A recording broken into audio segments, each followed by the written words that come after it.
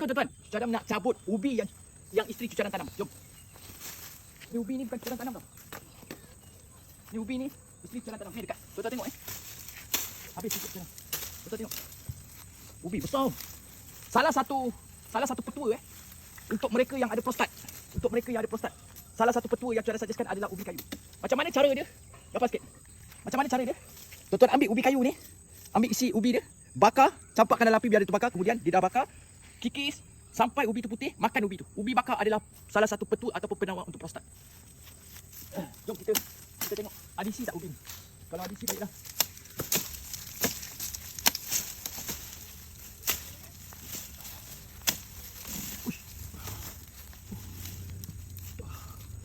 Sebab dia dah bercampur dengan pokok apa? Pokok bunga telang. Tu yang dia berbelit-belit kan.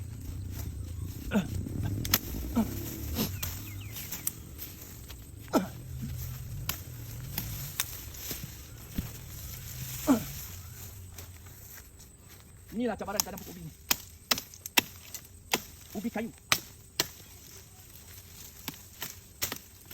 Kalau bagi Cucu Adam, ubi kayu yang jenis macam ni, daun halus, sangat baik. Daun dia macam ni, sangat-sangat Cucu Adam suggestkan. Dia banyak kelebihan dia berbanding ubi merah tu.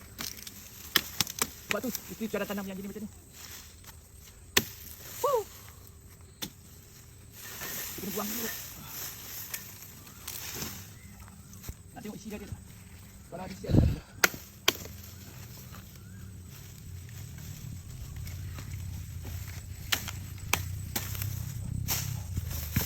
Tuan nak cabut ni. Pokok bunga telang putih. Habis. Jadi pokok bunga telang putih ni.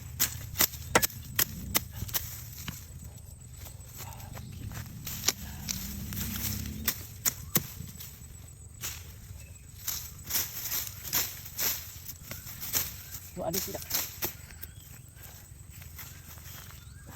Okey. Pause tu. Cucu Adam nak kena gali. Lama tak gali ubi ni. Dulu masa Cucu Adam kecil-kecil, kerja Cucu Adam adalah tolong arwah ayah tanam ubi, tanam keledek, tanam tebu, tanam jagung. Lepas dah tanam, dia dah masak, dah berbuah, Cucu Adam akan bawa satu kereta tolak satu kampung pergi jual. Keledek, jagung. Tu Cucu Adam masa Cucu Adam kecil-kecil.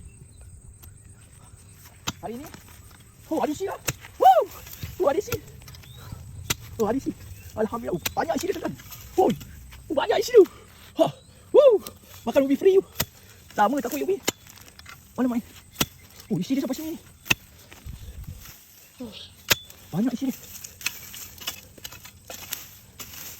Pasal tanah dia keras.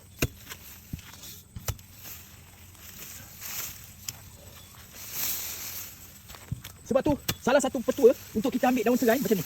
Orang tertua dia ambil daun serai bukan ambil macam ni tau. Kalau kita ambil macam ni, habis luka tangan kita. Salah satu petua untuk kita ambil serai macam ni.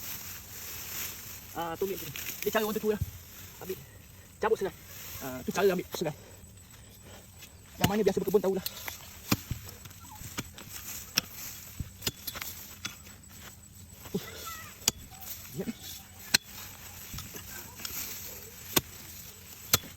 Kakak. Tak mau main situ kakak.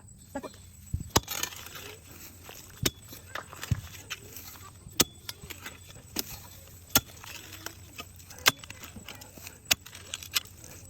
Ni ubi tekan batu ni. Banyak batu ni.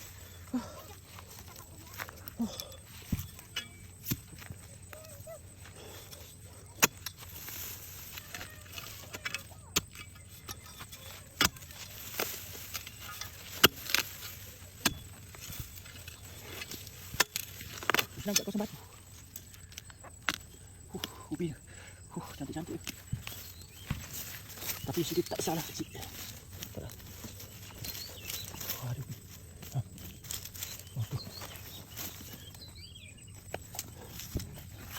Ubi kecil-kecil ni kan, lembut, hangat.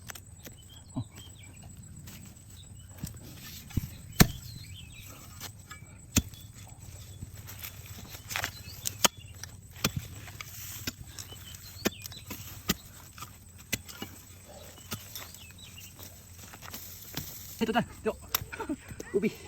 Ubi rangup tu.